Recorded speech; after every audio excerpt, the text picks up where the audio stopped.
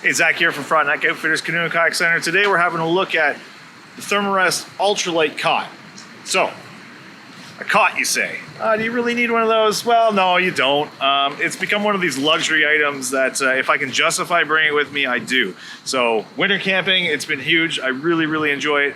I find it doesn't really add that much weight and space when you're already hauling that much weight on the sled that it's worthwhile bringing. Car camping, I found that I'm sleeping on these more and more just because I have one now and it's kind of become a really comfortable way to sleep. I would bring it on a paddle-in trip, but I would probably forego it if we're portaging on anything serious. Sea kayaking, again, depending on the length, if I can manage getting it into the boat, I will try and bring it. I will bring a chair over the cot though. That is the most important thing, is bringing the chair over the cot. But this one here, really impressed with how small it actually packs up when we compare it to the other cot that Thermarest does. I think it's the luxury mesh, and that one's really comfortable and very heavy duty. This one, much lighter, materials are lighter, the poles are thinner, and there are some things you really need to take into consideration, which I did not when we got here late to set up. I rushed the setup. I'd never set this one up before, and I made a couple mistakes, and I've paid the price for it. All in all, it's still working. I'll show you what I did wrong so you can avoid it and you can set it up properly. The instructions are inside the bag, so I do recommend reading them, and you can have a good night's sleep. So let's get to it. So one thing that I did find was there's a lot of pieces in here compared to the other cot, which was a little bit easier to set up. I think it just has to do with the fact that this is how they could create it to make it so small. But what we've got here, we've got our two poles that go down the side. We'll call them the runner poles that go down the side of the frame. And then in here, we've got our support poles and our feet.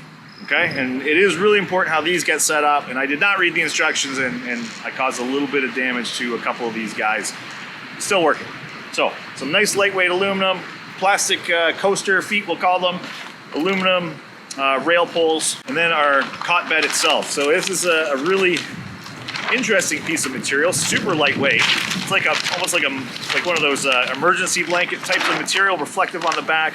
It's like a ripstop nylon on the top. Yeah, supported to be no problem. I'm about 200 pounds, and well, other than not setting it up properly, which I'm pretty sure was my issue. The only other thing I don't like about this one is it's a little complicated to set up, which,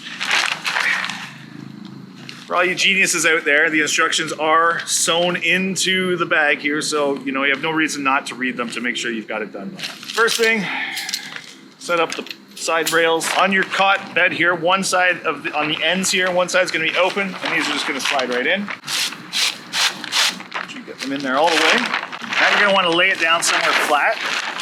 So what's neat here is the poles all nest inside of the legs.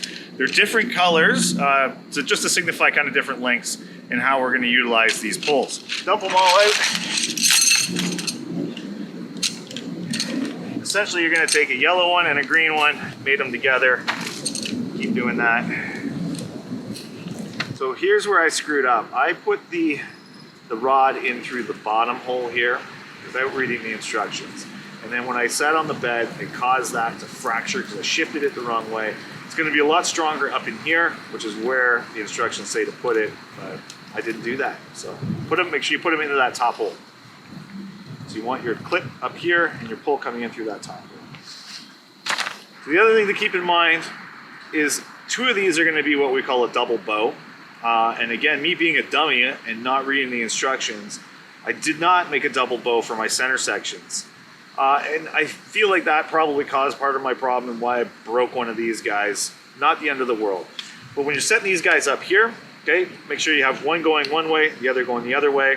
And when you connect this section here, they're going to be opposite.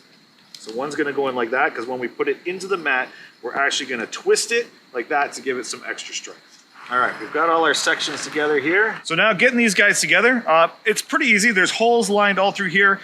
You can arrange a couple of them in a couple different positions. Essentially, these clips are gonna go into the hole and clip into your side rail. Just kind of lift up, snap it in. So it's gonna give you a lot of bow pressure right there. You're gonna skip the hole, put in the next one. The next two here in the middle, you're going to use that double bow.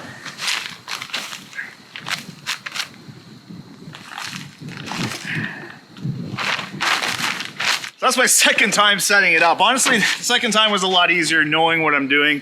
There's still a lot of pieces and a little bit confusing to put together. That would probably be my only complaint. Overall, worth it for the comfort of sleep that you get on these. Overall, really, really happy. When I get home, I'll order a couple of new little plastic pieces and maybe a spare set of poles just for the support beams, just so I have them. Generally, when we're getting into this really ultralight gear, you're always going to sacrifice a bit of durability, and that's just the way it is. So for the extra space, I think it's worth it. But if it's not a huge consideration, the standard ultralight or the standard mesh cot from Thermarest is a really, really comfortable setup as well. So that's the ultralight cot from Thermarest. For more information, have a look at frontenacoutfitters.com. If you have any questions, as always, feel free to send us an email or give us a call. Thanks a lot for watching.